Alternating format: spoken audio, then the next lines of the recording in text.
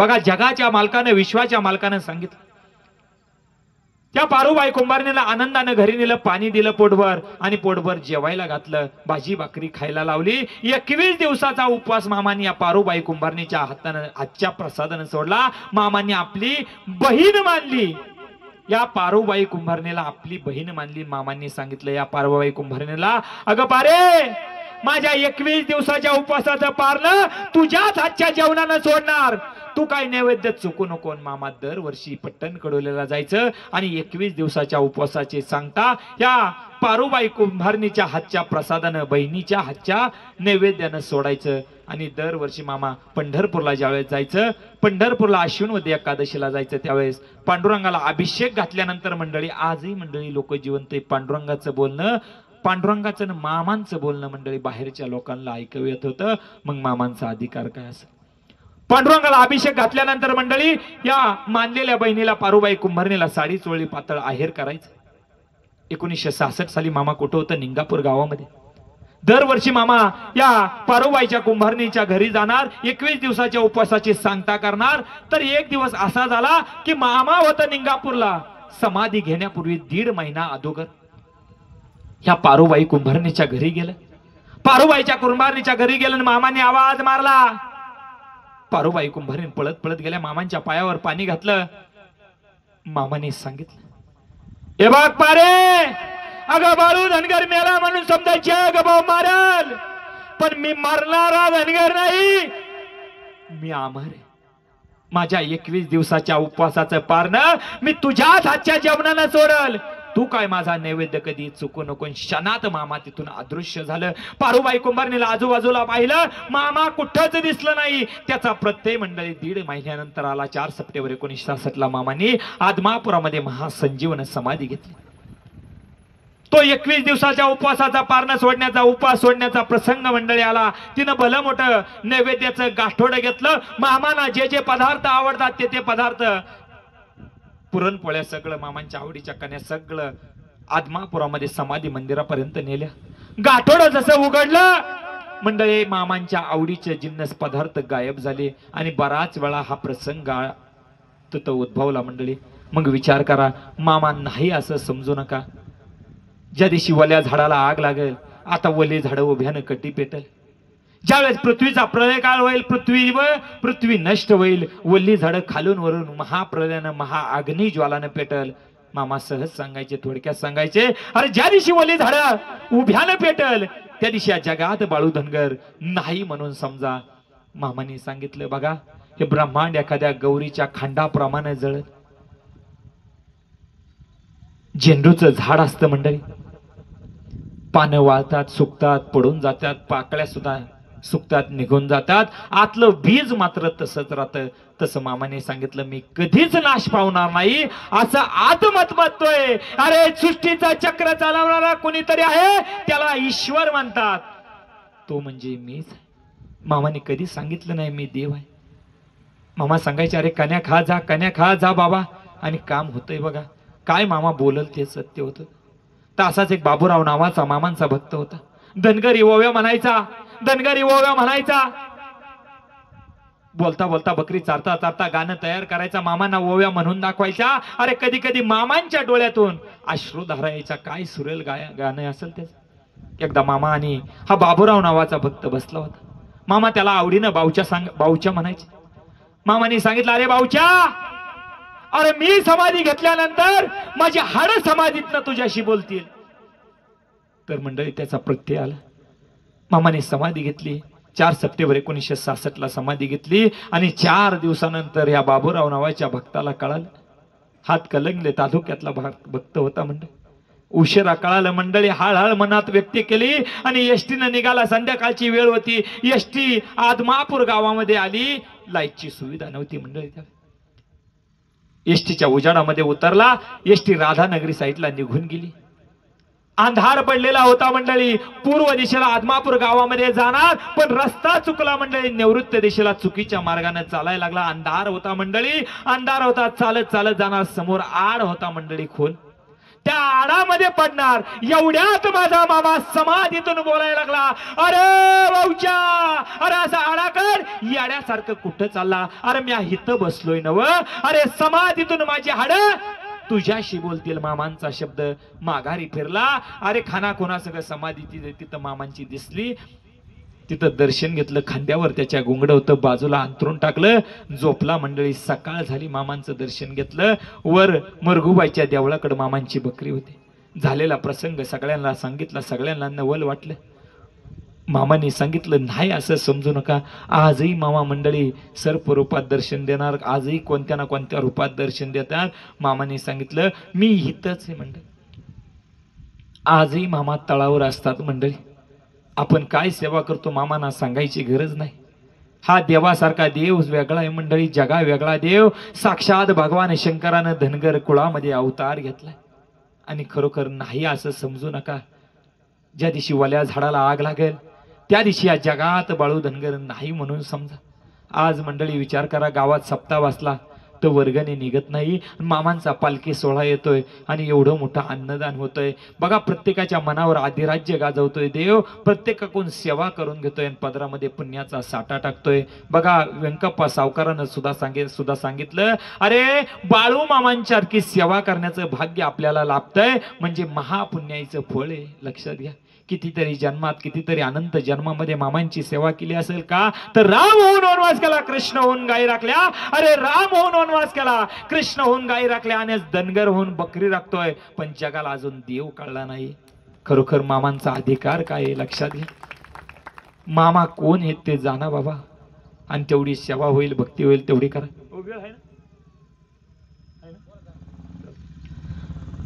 तर मंडळी, असा अधिकार मामांचा.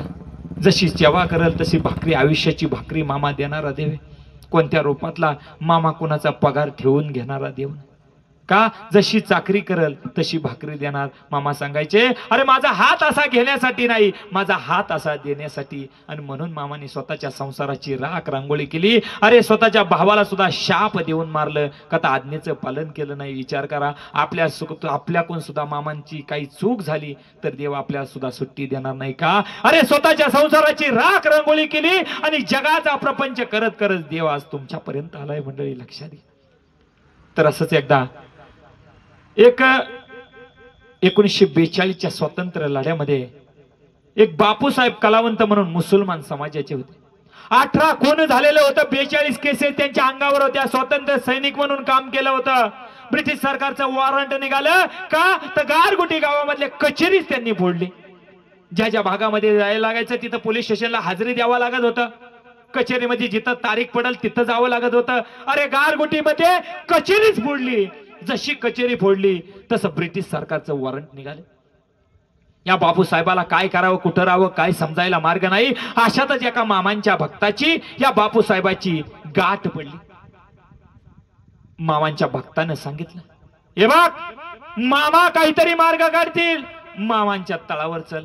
पण लक्षात घे, तुला पाहिलं की मामा माझा 2 हात जोडल, तुझी स्तुती करल, तुला बसायला स्वतःचं कांबळ फेकल म्हणजे गोंगळ फेकल, पण त्या गोंगड्यावर जर बसला तर की तुझी तिरडी निघली म्हणून समज. फार हुशार वाघ. माझा देव, आमचा देव भयंकर वाईट आहे. त्यावेळेस तयार झाला. तो बापूसाहेब कलावंत मुसलमान समाजाचा होता, स्वातंत्र्य सैनिक होता. निघाला मामांचा भक्त आणि तो बापूसाहेब मामांच्या तळावर आलं. जसं तळावर आलं तसं मामांनी दोन्ही हात जोडलं. अरे या या या या बापूसाहेब, एवढा मोठा माणूस माझ्याकडे कशासाठी आला? स्तुती करायला लागला माझा देव. अरे स्तुती करायला लागला, स्वतःचं गोंगड भिरकवलं. बसा म्हणले गोंगड्यावर. खून पटली मंडळी. हातानं गोंगड बाजूला सारलं. शेवटी बसला पण गोंगड्याच्या दशा बुडाला टेकले. मामांचा प्रसाद घेतला, दर्शन घेतलं, गावाकडे निघून गेला. अरे पहिल्याच भेटीत मामानं या बापूसाहेब कलावंताला आपलंसं केलं होतं. त्याला ध्वनी मनी स्वप्नी सगळीकडे बाळू मामाचं दिसायला लागलं. सारखं मामांच्या तळावर ये जा करायला लागला. अरे एकतर ब्रिटिश सरकारचं वॉरंट निघालं होतं. जगात बाळू मामाशिवाय मार्ग नाही, पर्याय नाही म्हणून मामांच्या तळावर आला. सेवा चालू केली.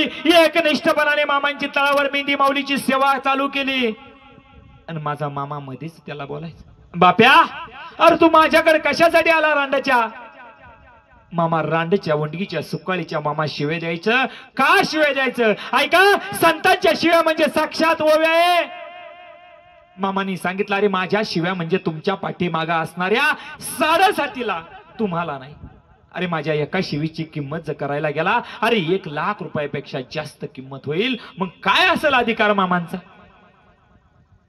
बापूसाहेब बोलायला लागला, मामा मी तुमच्याकडे कशासाठी आलोय तुम्हाला माहित नाही का? अरे बाप्या, असं रांडोळ्यासारखं भित्र्या बागोबाई सारखं काय जगतोस? मामा वाटेल ते बोला, पण मला काम सांगा. मामा गप बसायचं का? तर बकऱ्यांची सेवा एकनिष्ठपणानं करत होता. मामांच्या तळावर आल्यापासून कसली तारीख नाही, कचेरी नाही, हाजरी नाही, काहीच नाही, एकनिष्ठपणाने मामांची सेवा करत होता. अरे हळूहळू केसचा निकाल लागत होता, सगळ्या केसेस निघाल्या. आणि बापू साहेबांना खात्री करण्यासाठी प्रत्येक कचेरीमध्ये गेला. कचेरीमध्ये गेल्या, अरे कसला दंड झाला नाही, कसली शिक्षा झाली नाही. 18 खून झालं होतं, 42 केस मधून मामाने निर्दोष मुक्तता केली. मामांच्या तळावर आला. मामा, अरे धन्य आहे देवा, हे कसं घडलं? अरे मी आता गेलो नाही, मी तळावर होतो. मामांनी सांगितलं, रांडाच्या, अरे मुक्या मेंढी माऊलीची एकनिष्ठपणाने प्रामाणिकपणाने तळावर सेवा केली, म्हणून तुझं रूप घेऊन मला तळावर, मला तारखेला जावं लागत होतं. म्हणजे विचार करा, मामा म्हणजे मुंबई हायकोर्ट, मामा म्हणजे मुंबई हायकोर्ट अपील नाही. अरे साक्षात देव जात असेल तारखेला तर केसचा निकाल कोणा बाजून लागेल? सगळ्या केस मधून मुक्तता केली. मामांच्या तळावर सेवा चालू होती. आणि एक दिवस असा प्रसंग आला, हा बापूसाहेब कलावंत मामांच्या तळावरच होता. बकरी चारण्यासाठी बापूसाहेब कलावंत मामा सगळे बेंडके मंडळी रस्त्यानं जात होते चारणी करण्यासाठी. एवढ्यात एक जैन समाजाचा शेतकरी होता. त्या पिकामध्ये, त्या जैनाच्या पिकामध्ये सगळी बकरी गेली. थोडंफार नुकसान झालं मंडळी. आता तो जैन शेतकरी तापट होता, पळत आला. मामांच्या गड्याकून कुऱ्हाड हिसकून घेतली. अरे मामांना घाव घालणार. लक्षात घ्या, 42 केस मधून ज्यानं मुक्तता केली मामांनी, तो गप्प बसल का? अरे पळत गेला. ते पाड होता बापूसाहेब कलावंत. त्याला जैन शेतकऱ्याला एवढं बेदम मारलं, अरे नांगरलेल्या सरीमध्ये आडवं पाडलं आणि तोंडावर, नरड्यावर पाय दिला आणि तोंडामध्ये लघवी केली. म्हणजे लक्षात घ्या, किती बापूसाहेब हा क्रूर जातीचा असेल. पण मामांच्या तळावर आल्यापासून कसल्या तारखेला नाही, कसलं नाही, मामांची एकनिष्ठपणाने सेवा करत होता. निघून गेली सगळी मंडळी. एवढा बेदम मारला होता त्याला. जैन शेतकऱ्यानं काय केलं, 4 म्हशी विकत घेतल्या. 4 मुलं होती, तालमीत पाठवलं. दुधासाठी 4 म्हशी विकत घेतल्या आणि 4 मुलं होती, तालमीत पाठवलं. तगडे पहिलवान बनवले का? त्या बापूसाहेबाला ठार मारायचा एकच निश्चय केला. अख्खी जमीन गेली तरी चालेल, पण या बापूसाहेब कलावंताला ठार मारायचा निश्चय त्या जैन शेतकऱ्याने घेतला. आता त्या बापूसाहेबाचं वय उतारायला लागलं होतं. विचार करायला लागला, अरे ह्या जगात आता बाळू मामांशिवाय आपल्याला मार्ग नाही. मामांची बकरी होती निंगापूर गावामध्ये आला. तसं 3 दिवस सलग पाऊस चालू होता. पाऊस उघडायला तयार नव्हता. भक्त मंडळींनी दगडाची शय्या रचली, दगडी रचलं. त्याच्यावर 2 पायाच्या चवडीवर माझा देव बसला, दादू सत्यप्पा गवळी आणि बापूसाहेब कलावंत. 2 जण रात्रंदिवस छत्री धरून मामांच्या पशी उभं होत. एक पावसाचा टिपका सुद्धा मामांच्या अंगावर पडू दिला नाही. अरे 3रा दिवस उजाडला तरी पाऊस उघडायला तयार नाही. मामांनी आकाशाकडे पाहिलं आणि सांगितलं, अरे रांडच्या, अरे जिकडे दुष्काळ आहे तिकडे पळ की रे. क्षणात पाऊस थांबला गेला. अरे पंचमहाभूतावर सत्ता गाजवणारा कलियुगातला देव म्हणलं बाळो. दादू सत्यप्पा गवळीला मामांनी आवाज मारला, अरे दादू गवळी, अरे भूक लागली म्हणले. बघ म्हणले, स्वयंपाकाच्या बिराडात काय आहे का? 3 दिवस झाले पोटाचा कण नाही म्हणले, अन्नाचा कण पोटामध्ये नाही. दादू सत्यप्पा गवळी पळत गेला. स्वयंपाकाचं बिराड उचाकलं. अरे 3 दिवसाचा पाऊन भाकरीचा तुकडा सापडला. पळत रडतच घेऊन आला. मामाने विचारलं, अरे का रडतोय? देवा, अरे मीच काहीतरी पाप केलं असेल म्हणून शिळी भाकरी तुम्हाला देतोय. अरे जशी येळ येते तसं काढावं लागतं, जसा दिवस येतील तसं काढावं लागतंय. मामाने आरती पाऊन भाकरी हातावर घेतली, चटणी टाकली. अरे पडत्या पावसाचं पाणी मामाने सांगितलं दादू सत्याप्पा गवळीला, अरे ते पाणी टाक म्हणले. त्या तिखट पाण्याबरोबर मामांनी पाऊन भाकरी खाल्ली. पाऊन भाकरी खाल्ली.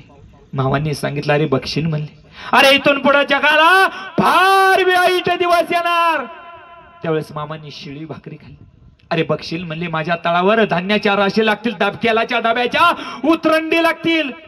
विचार करा पालखी सोहळा आल्यापासून किती लोकांच्या हातावर तुम्ही पाणी घातलं, किती अन्नदान केलं. विचार करा ह्या पुण्याची अरे गंताच कुठं करता येणार नाही. मामांनी बापूसाहेब कलावंताला सांगितलं, बाप्या अरे भिवू नको रांडच्या, अरे तुझी जे करशील त्याच्यात मी हाय. तुला मारणारा 2 बापाचा असला पाहिजे. मंडळी कर्नाटक दौरा आटपून मामा आदमापूर परिसरामध्ये आलं. त्यावेळेस आल्यानंतर बापूसाहेबाला कळालं, अरे 4 मुलं होती जैन शेतकऱ्याची, मला मारण्यासाठी कट रचला होता. 4 मुलं आपापसात भांडणं लागली, आपल्या बापाला ठार मारलं. ज्यावेळेस दुसऱ्यासाठी खड्डा खांतो मंडळी, त्यावेळेस त्या खड्ड्यात आपण स्वतः पडत असतो. ज्यावेळेस दुसऱ्याच्या तोंडाला काळं फासत असतो, तेच हात मंडळी आपलं काळं झालेलं असतं, दुसऱ्याकडे बोट करतो, 4 बोट आपल्याकडे असतात. हा माणूस विसरतो मंडळी. बापूसाहेब कलावंताला जसं कळालं तसं मामांच्या चरणावर मस्तक ठेवलं. मामा अरे धन्य आहेस देवा, ऐका धन्य आहेस देवा. त्यावेळेस मामाने सांगितलं, ऐका अरे बाप्या, अरे तू किड पडूनच मरशील का? अरे केलेला फेडल्याशिवाय माझ्याकडे यायला मार्ग नाही.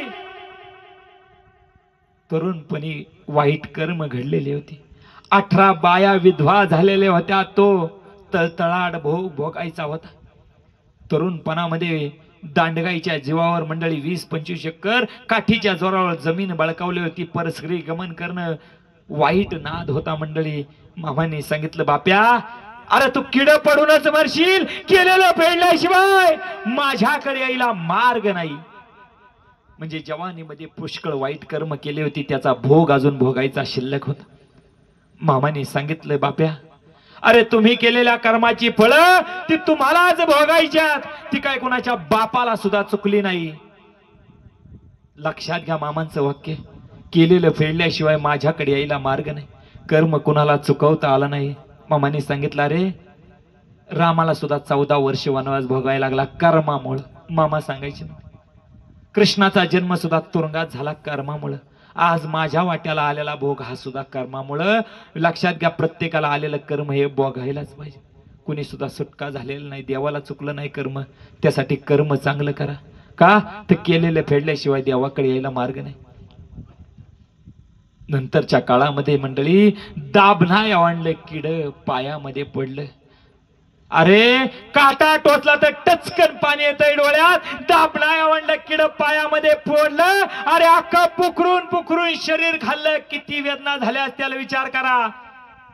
त्यावेळेस बापूसाहेब मामांचे मूर्ती डोळ्यासमोर ठेवायचं, लोकांना सांगायचं, अरे मामानी नको नको म्हणत होतो गोंगड बसायला, अरे शेवटी दशा बुडाला टेकल्या त्या दशाचा अरे मला किती त्रास होतोय हे मला माहित न वरच्याला माहित परमेश्वर.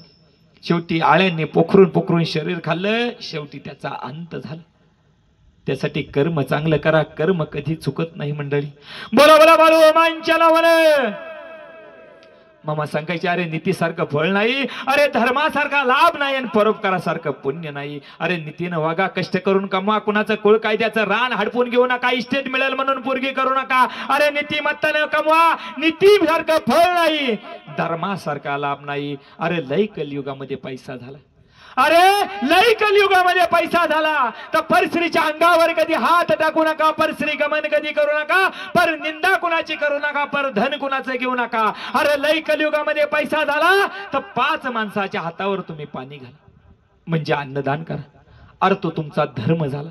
अरे ज्याच्या घरात धर्म झाला तिथं देव थांबल, ज्याच्या घरात वाईट कर्म घडतील तिथं यम राजा दारात वाट बघत उभा राहील. नीतीसारखं फळ नाही, धर्मासारखा लाभ नाही, परोपकारासारखं पुण्य नाही. परक्यावर उपकार करायला शिका. मामा सांगायचे अरे कोण आलंय देवाला? अरे सगळेच आलेत मागायला. अरे कोण आलंय देवाला? सगळेच आलेत मागायला. अरे म्हशीच्या काचेमध्ये 2 शिरा असतात, एक रक्ताची असती एक दुधाची असती. जो तो येतोय रक्ताची शिर धरतोय म्हणजे मागायला येतोय. अरे मुलगा मला मुलगा द्या, मला जमीन मिळू द्या, मला हे द्या, मला ते द्या. मामा सांगायचे मला मागाई येऊ नका. अरे मी न मागता देणारा देव आहे. मामाने सांगितलं अरे म्हशीच्या कासमध्ये 2 शिरा असतात, एक रक्ताची दुधाची. अरे दुधाची शिर धरा. अरे दूध हे अमृत आहे, अमृताची मागणी करा. देवाचा शब्द मंडळी. खरोखर मामांना पाहिलेली लोक आज सुद्धा जिवंत आहेत मंडळी. ज्यांनी मामांच्या बरोबर 6 वर्ष बकरी राखली. 1960 ते 66 या कालावधीमध्ये ते दुंडाप्पा कांबळी शेंद्री गावचे. मामांबरोबर वाद घालणारा माणूस म्हणजे दुंडाप्पा कांबळे. एक दिवस वाद चालू झाला. मामांनी सांगितलं अरे दुंडाप्पा वाद घालू नको. वाद चालू ठेवला. मामा काठी घेऊन मारायचं कधी कधी, पण मामा सांगायचे अरे तू माझा गडी नाही. अरे त्या आप्पाच्या वाडीचा देवाचा गडी आहे म्हणून मी तुला आवडतोय. तुला मारणं माझ्यासाठी लय अवघड नाही. पण वाद बंद केला नाही. त्यावेळेस मामाने सांगितलं अरे रांडाच्या माझ्या माघारी बघशील. जगात निशाण लावलं तर बाळू धनगर बघ म्हणून सांगितलंय. आणि या जगात निशाण लावल्यानंतर बघशील का नाही म्हणून सांगितलंय. अरे या जगात उंच निशाण लावून जाणारा मी धनगर आहे. आज दुंडाप्पा कांबळे जिवंत आहे मंडळी. ते सांगतात माझ्या अगोदर जन्मलेली माणसं मिली, नंतर जन्मलेली माणसं मिली, या बघण्याकरता मामाने जिवंत ठेवलंय काय. मग विचार करा काय मामांचा जगात झेंडा दिसतोय, काय मामांचा अधिकार मंडळी. खरोखर देव जगा वेगळा आणि देव जगा वेगळा. खरोखर मामांनी सांगितलं तुम्ही माझ्याकडे येणार नाही. अरे येताय आलं नाही म्हणून मामांनी सांगितलं मीच तुमच्याकडे भक्तिरूपी येणार. आणि खरोखर देव भक्तिरूपी आलाय. खरोखर तुमच्या मनामध्ये होती श्रद्धा, तुमच्या मनामध्ये होता विश्वास. परत कधीतरी या मेंढी माऊलीची सेवा आपल्याला घडेल. आणि खरोखर ती घडली मंडळी. आणि खरोखर मेंढी माऊलीला आपल्या शेताला पाऊल लागू द्या. खाऊन बुडवणारा देव नाही. आज विचार करा मामांचा अधिकार नसता आज कोल्हापूर जिल्हा, वंडोल, महाराष्ट्र, कर्नाटक, गोवा, गुजरात, आंध्र या 5 राज्यामध्ये बिनमालके 16 कोणी फिरू दिला नसता. इथं कोण मालक नाही, नोकर नाही, चाकर नाही. प्रत्येकाच्या शेताला मेंढी माऊलीचं पाऊल लागलं पाहिजे. विचार करा खाऊन कोणाचं मामाने बुडावलं नाही. मामांचा हात देण्यासाठी मामाने सांगितलं अरे माझी बकरी जरी नुसती फिरून गेली तर ते शेत पिकायला लावल्याशिवाय राहणार नाही का. तर मी कोणाचा उपकार ठेवून घेणारा देव नाही. अरे ज्याचं पैसाभर खाल्लं त्याला मापट्यानं देईन, ज्याचं मापट्यानं खाल्लं त्याला पोत्यानं पाहिलं ना पोत्यानं देणारा हा भगवंत आहे मंडळी. विचार करा मामा सांगायचे ऐका देवाचा शब्द. अरे जो कोण मला माझा म्हणल त्याला मी माझा म्हणल. जो कोण माझा गोतावळा ओळखल त्याचा मी गोतावळा ओळखणार. अरे जो माझ्यासाठी झटल त्याच्यासाठी मी झटणार. जो माझ्यासाठी 10 पैसे खर्च करेल त्याला मी 20 पैसे देणार. विचार करा मामा देव जगा वेगळा. आज तागायत मामांनी कुणाचा पगार ठेवून घेतला नाही. मामांच्या तळावर सेवा जरी केली, भांडी जरी घासली तरी सेवा आहे, पूजा जरी घेतली तरी सेवा आहे. मेंढी माऊलीला चारा देणं सगळ्यात मोठी असेल सेवा तर ती सेवा सगळ्या सेवा मामांच्या दारामध्ये एका योग्यतेचं असतात. खरोखर जेवढी सेवा करल तेवढा मामा मेवा देणार. तर असाच प्रसंग असंच मामा कर्नाटक भागामध्ये होतं. कर्नाटक भागामध्ये असताना मामांचं काय झालं बघा की भंडारा उत्सव होता. भंडारा उत्सव असताना एक प्रसंग आला. भंडारा उत्सवामध्ये एक प्रसंग आला. प्रसंग असा आला मंडळी द्वादशीचा दिवस होता मंडळी. आणि मामांचा तळ होता मंडळी त्यावेळेस मेतके गावाला होता. 1934 साल चाललं होतं. 34 सालामध्ये मामांचा भंडारा होता आणि द्वादशीचा दिवस होता. 21 कायल्या गव्हाची खीर शिजली होती. भरपूर प्रसाद शिजलेला होता. पंक्तीच्या पंक्ती बसल्या. पंक्तीतून मामा फिरून आलं. पुंडलिकावर हरी विठ्ठल असा गजर झाला. सगळे लोक प्रसाद घ्यायला बसली. तर मेतके गावाच्या पश्चिम दिशेला मंडळी चिकोत्रा नदी, नदीच्या पलीकडे हमीदवाडा नावाचं गाव. मुसळधार जोरात पाऊस येताना दिसला आणि पावसाची फळी या भंडारा उत्सवाच्या दिशेकडे येताना दिसली. जशी येताना दिसली सगळ्यांचं लक्ष समोर गेलं. अरे सगळ्यांच्या मनामध्ये एकच विचार चालू झाला. सगळ्यांची उपासमार होणार, सगळ्या अन्नाची प्रसादाची नासाडी होणार, सगळ्यांची तारांबळ उडणार. सगळे लोक भिजायला नको म्हणून प्रसादाचे ताट सोडून पळायच्या मार्गात होते. मामाने समोर पाहिलं, अरे बघता बघता भंडाऱ्या उत्सवाच्या दिशेनं अरे जोरदार मुसळधार पाऊस येताना दिसणार. मामा समोर गेला, पावसाच्या दिशेनं चेहरा केला, तोंड केलं आणि मामाने जोरात आवाज दिला, अरे रणच्या, अरे अन्नात माती घालवतोस काय? खांद्यावरलं गोंगड्या घेतलं, जोरात झटकलं. जसं झटकलं तसं पाऊस जाग्यावर थांबला. पावसानं दिशा बदलली. चिकोत्रा नदीच्या पलीकडच्या गावाकडे तो पाऊस गेला. मुसळधार धो धो धो पाऊस पडला. पाणी पाणी केलं आणि तेच पाणी शेजारी चिकोत्रा नदी वाहत होती. त्या नदीला येऊन मिळालं. सगळा चमत्कार भक्त मंडळींनी पाहिला होता. अरे पंचमहाभूतावर चराचरावर सत्ता गाजवणारा देव म्हणलं तर हा बाळू मामा मंडळ. तर असंच एकदा कर्नाटक भागामध्ये मंडळी रामदुर्ग परिसरामध्ये 3 वर्ष झालं पाऊस पडला नव्हता, दुष्काळ पडला होता. आणि मामा बकरी घेऊन या रामदुर्ग परिसरामध्ये गेलं आणि तिथं गेल्यानंतर आजूबाजूला कळालं, अरे अक्कोळचा बाळू धनगर आलाय, अरे देव आलाय. त्यांच्या मुखातून जो शब्द निघतोय तो खरा होतोय आणि आपल्या गावाला पाऊस पडतोय. सगळी लोक जमा झाली, मामांपाशी आले. मामा, आमच्या गावाला पाऊस पडा. तुमच्या मुखातून निघालेला शब्द खोटा होत नाही. आमच्या गावाला तेवढा पाऊस पडा. मामा बोलायला लागले, अरे मी काय देव हाय का देवऋषी? अरे सांगा तुमच्या देवाला. सगळी भक्त मंडळी, सगळी माणसं, सगळी माघारी फिरली. गावचा मोठा पाटील होता, सावकार होता, त्याच्याकडे गेली आणि त्याला सांगितलं, आता ज्या गावामध्ये चारा भेटल तिथं मामा जाणार, पण पाऊसच नाही. मामा बकरी घेऊन माघारी फिरलं, पण पाटलानं बोलवलं म्हणून मामा तिथे गेले. पाटलानं सांगितलं, मामा तुम्ही देव आहे, तुम्ही साक्षात देव आहे, परब्रह्म आहे. तुमच्या मुखातून गेलेला शब्द कधी खोटा होत नाही. आमच्या गावाला पाऊस पडा. आता मामा तिथं तसंच बोललं, अरे मी काय देव आहे का देवऋषी आहे? सांगा तुमच्या देवाला. मामा पाऊस पडा, नाही तर आम्ही तुम्हाला बांधून ठेवू. त्यावेळेस मामांनी वर आकाशाकडे पाहिलं. मामांनी सांगितलं, अरे कलियुगातली लोक मला बांधून ठेवायला बसले. अरे काय असेल सोक्ष मोक्ष लाव. बघा सगळीकडे गडगड चालू झाली. अरे बघता बघता सगळं ढग जमू लागलं. 3 वर्ष झालं दुष्काळ पडला होता. मुसळधार धोधो धोधो धोधो धोधो पाऊस पडला मंडळी. आणि खरोखर मल्हापूर नावाची नदी वाहायला लागली. एवढा पाऊस पडला. 3 वर्ष दुष्काळ पडला होता. पण मामाने सांगितलं, अरे माझ्याकडून तुम्ही बळजबरीनं पाऊस पाडून ठेवलाय. समाधी घेईपर्यंत मामाने सांगितलं, मी तुमच्या गावाला पाऊल म्हणून ठेवणार नाही. मामा परत त्या गावाला गेलं नाही. समाधीनंतर परत बकरी गेली मंडळी. तर असंच मामानी तो विजापूर भाग म्हणजे डोनसाल म्हणून एक ओढ्याचं नाव आहे, डोनसाल.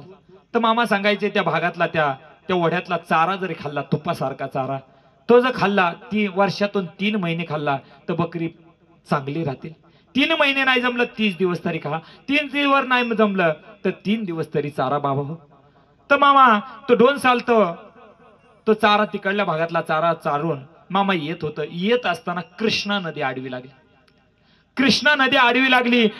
तुडुंब भरून हात होती. आता पलीकडे जायचं कसं? भक्त मंडळी बोलायला लागले. नांदेडचे विठू पाटील मामांना बोलायला लागले, मामा अहो सांगा तुमच्या हलसिद्धनाथाला, सांगा तुमच्या पंढरीच्या पांडुरंगाला पलीकडे वाट करून द्या. त्यावेळेस मामांनी काय केलं? खिशामध्ये हात घातला, बटव्यातला भंडारा टाकला आणि काठी लावली. मंडळी असा फोकस पडला. अरे वरचं पाणी वर थांबलं, खालचं पाणी खाली थांबलं. सगळी बकरी गेली, घोडी गेली, सगळी माणसं गेली. मामांनी सांगितलं, परत भंडारा टाकला, परत नदी वाहायला लागली. मामांनी सांगितलं, आज तागायत कोणाचं मी उपकार ठेवून घेतलं नाही. खिशामध्ये हात घातला, 10 रुपयाची नोट काढली मामांनी. त्यावेळेचे 10 रुपये मंडळी विचार करा, ही आहेर म्हणून त्या कृष्णा नदीला मामांनी सोडलं, पाण्यामध्ये सोडलं. तसं त्या कृष्णा नदीने एका सुंदर स्त्रीचा हात वर काढला, काकणं घातलेला, ती 10 रुपयाची नोट घेतली आणि गडप झाला. काय मामांचा अधिकार असेल विचार करा. मामा चराचरावर सत्ता गाजवत होता. आकाशावर सत्ता मामांची, पंचमहाभूतावर मामांची सत्ता. आणि खरोखर देव जगा वेगळा आणि पंचमहाभूतावर सत्ता गाजवणारा हा कलियुगातला देव म्हणलं तर मंडळी हा बाळू मामा. तर असाच एक प्रसंग झाला. आहे ना वेळ अजून? हा, मला फक्त सांगा आधी. ठीक, मग चालू दे, मग काय सकाळ झाली ते चालते. तर मंडळी हा मामा देव जगा वेगळा. तर एक रामचंद्र बाळाप्पा सालमंडप, जो मगाशी सांगितलेला प्रसंग मंडळी, मामांच्या तळावर सेवा करत असायचा. 4 मुलं होती आणि 2 नंबरचा मुलगा 7वी शिक्षण झालेला होता. जुन्या काळामध्ये मंडळी 7वी शिक्षण झालं, 7वी शिक्षण झालं की मंडळी शिक्षकाची नोकरी लागायची. शिक्षकाची नोकरी लागायची त्यावेळेला मंडळी बघा त्यानं काय केलं, 2 नंबरचा मुलगा मामांच्या तळावर आला. हा रामचंद्र बाळाप्पा सालमंडप तळावर सेवाच करत होता. एकादशीचा दिवस होता, द्वादश आली. दुसऱ्या दिवशी सकाळ सकाळ 4 किलोमीटर अंतरावर या आनंदनं या रामचंद्र बाळाप्पा सालमंडपच्या मुलानं पाण्याची घागर घेऊन आला. मामानं त्या पाण्यानं आंघोळ केली, आरती झाली, प्रसाद घेतला. सगळे भक्त मंडळी समोर बसलं. समोर जसं बसलं तसं गप्पा मारत बसता बसता या आनंदनं मामांना प्रश्न केला, मामा मी 7वी शिक्षण झालंय, शिक्षकाच्या नोकरीसाठी रितसर अर्जही केलाय, मला शिक्षकाची नोकरी मिळेल काय? मामाने क्षणात उत्तर दिलेल्या का, अरे तुझी खुर्चीच रिकामी आहे. बघा बाप लेकाला काय आनंद झाला माहित नाही बघा, पण लक्षात घ्या संतांच्या खुणा वेगळ्या असतात. पाण्यास लागली तहाने संता घरची उलटी खून, काय कळायला मार्ग नाही. ते वर्ष संपलं म्हणजे दुसरं वर्ष लागलं. मे महिना आला आणि हा रामचंद्र बाळाप्पा सालमंडपचा मुलगा म्हणजे तो आनंद मंडळी मरण पावला. दुःखाचा डोंगर कोसळला गेला मंडळी. मुलगा गेल्याचं दुःख काय होत असेल, अरे जावे त्याच्या वंशात तेव्हा कळे. जून महिना चालू झाला मंडळी. मामांची बकरी निंगापूरला आली पुढच्या वर्षी. हा रामचंद्र मामांना भेटायला गेला. मामांना सांगितलं देवा माझा मुलगा गेला. मामांनी सांगितलं अरे ऐका, अरे प्रारब्धावर अवलंबून असतंय, ज्याचं त्याचं मरण हे ज्याच्या त्याच्या प्रारब्धावर अवलंबून असतंय, हे देवाच्या हातात असतंय. पण त्याचं दुःख कमी व्हायना, दुःखच कमी व्हायना. त्यावेळेस मामाने एक शंकर पार्वतीची बघा एक गोष्ट सांगितली. बघा मामांच्या मुखातून आलेली एक गोष्ट सांगतोय. मामाने सांगितलं अरे एक मुलगा अविचारानं एका उंच झाडाच्या शेंड्यावर बसलेला असतो, हातामध्ये कुऱ्हाड असते आणि ज्या फांदीवर बसलाय, ज्या शेंड्यावर बसलाय तीच बुडख्यापासून तोडत असतो. मंडळी काय होईल, ज्या शेंड्यावर बसलाय तीच फांदी बुडख्यापासून तोडत असेल, फांदी तुटणार, कोसळणार, मरणार. फांदी तुटत तुटत आली. एवढ्यात आकाश मार्गाने मंडळी साक्षात भगवान शंकर आणि पार्वती आईसाहेब चाललेले असतात. हे दृश्य जसं पार्वती आईसाहेबांनी पाहिलं तसं भगवान शंकरांना सांगितलं काही करा पण त्या मुलाला तेवढं वाचवा. आता सर्वज्ञ भगवान शंकर त्यांना माहित होतं, अगं त्याचं मरणच त्याच्यात आहे, मी त्याला कसं वाचवणार? काही करा. हट्ट धरला. पार्वती आईसाहेबांनी हट्ट धरला. त्यावेळेस भगवान शंकराने योजना आखली, आपण अदृश्य रूपामध्ये दोघंही त्या झाडाच्या खाली उभं राहू. तो जर खाली पडायला लागला, आई आई बोलला तर तू त्याला धर, बाबा बाबा बोलला तर मी त्याला धरतो. दोघंही अदृश्य रूपामध्ये भगवान शंकर आईसाहेब पार्वती आईसाहेब तिथं उभं राहिला. फांदी तुटत तुटत आली, फांदी तुटली, फांदी कोसळली, मुलगा कोसळला. आई आई बोलला नाही, बाबा बाबा बोलला नाही, आय्यो आय्यो अस्पष्ट काहीतरी उच्चार केला, खाली पडला, मेला. होणारे ते कधी न टळे, जरी ब्रह्मदया आडवा, होणारे कधी टळत नसतं. मामाने सांगितलं बघा. ही गोष्ट सांगितल्यानंतर रामचंद्र बाळाप्पा सालमंडपचं दुःख कमी झाला आणि परत एकदा मामांची सेवा चालू केली. पण लक्षात घ्या सगळी, अशा काही घटना आपल्या जीवनामध्ये घडल्यानंतर आपण विचार करतो, मी एवढी मामांची सेवा करतोय, एवढं अन्नदान करतोय, पंढरीची वारी करतोय, एवढ्या सप्त्यामध्ये पंगत घालतोय, तरी हे भोग माझ्या वाट्याला का आलं? प्रत्येक जण विचार करतो आणि भगवंताची सेवा चाकरी काय असेल सगळं सोडून देतो, सगळं बंद करतो, अन्नदान सुद्धा बंद करतो. पण लक्षात घ्या, पाठीमागच्या वर्षी जी बाजरी पेरली ते आपण ह्या वर्षी खात असतो आणि ह्या वर्षी जी बाजरी पेरणार पुढच्या वर्षी खाणार. तसं पाठीमागच्या जन्मातलं भोग भोगण्यासाठी, कर्म भोगण्यासाठी आपल्याला हा जन्म मिळालाय. 84 लक्ष योनी फिरल्यानंतर हा मनुष्य देह आपल्याला मिळतोय. मग कशासाठी? तर भगवंत प्राप्त करण्यासाठी. बघा बाकीच्या प्राण्यामध्ये भगवंत प्राप्ती होणार नाही, नामस्मरण घडणार नाही, फक्त ह्या जन्मामध्ये नामस्मरण घडल. आणि खरोखर त्यावेळेस त्याचं दुःख कमी झालं आणि मामांची सेवा चालू केली. बघा आलेलं कर्म हे आपल्याला भोगायला लागेल. पण लक्षात घ्या, मामांच्या छत्रछायाखाली असताना आपलं जरी कर्म आपण भोगत असलो त्याची तीव्रता मात्र मामा कमी केल्याशिवाय राहणार नाही. का तर मामा कोणत्या रूपानं पगार देईल, कशी जशी चाकरी करल तशी भाकरी आयुष्याची देणार. बोला बोला बरोबर वंजना म्हणा.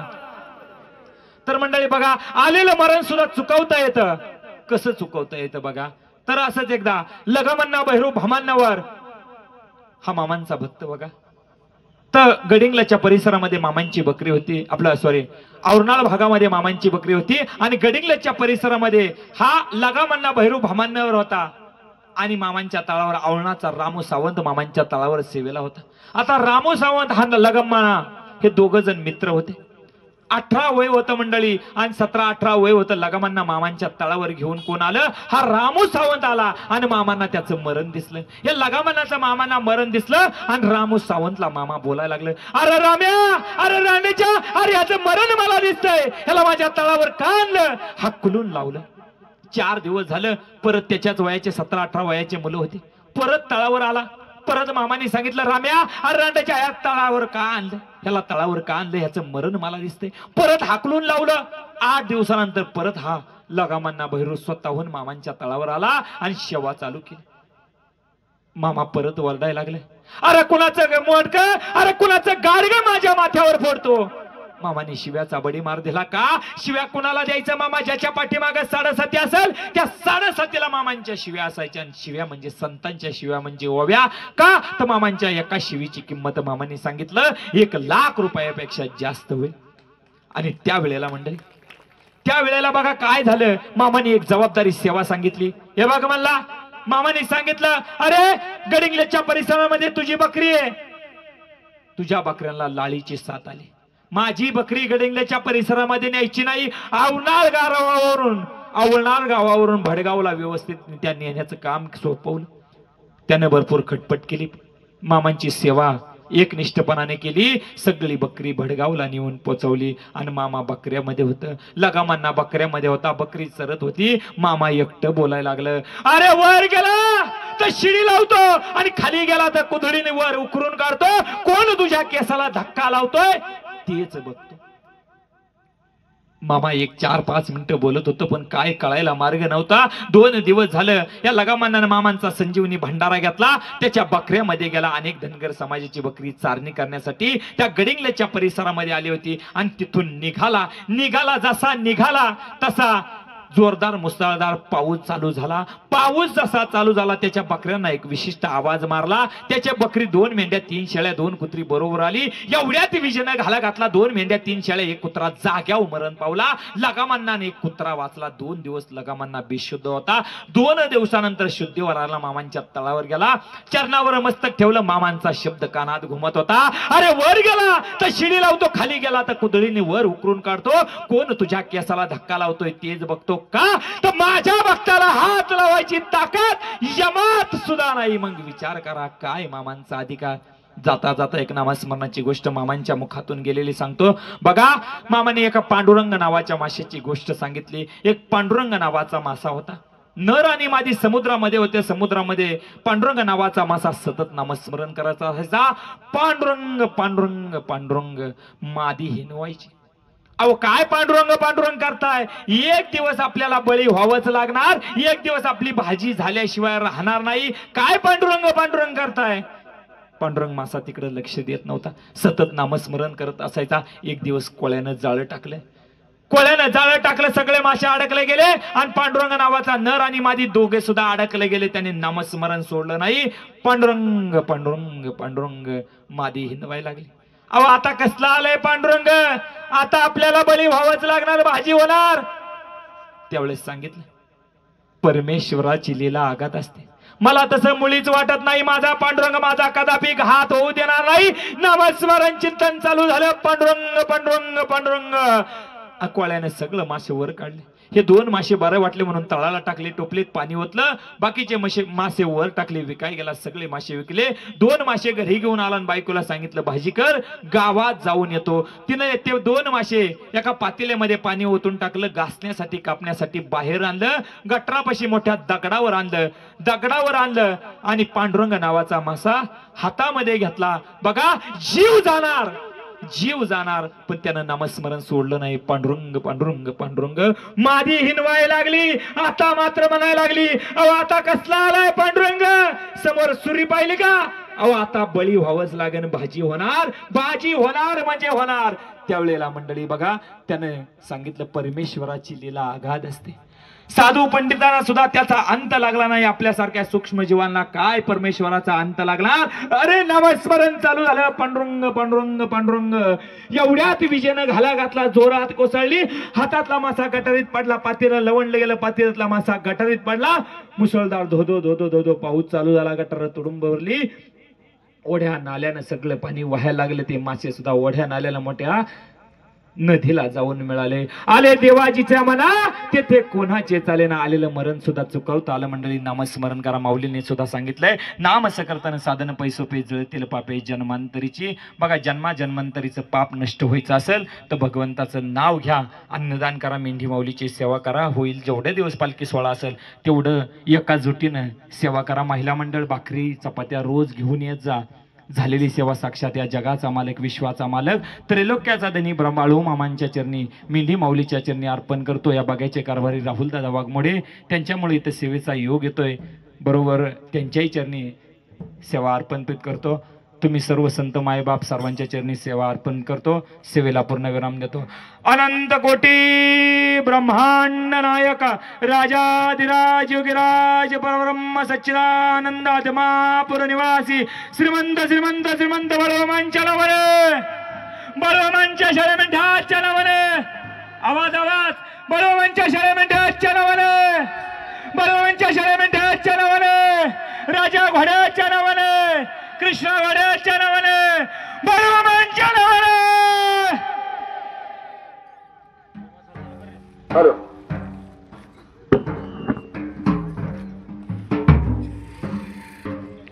आरतीसाठी कमेंट मध्ये नक्की सांगा व्हिडिओ कसा झाला. जय बाबा.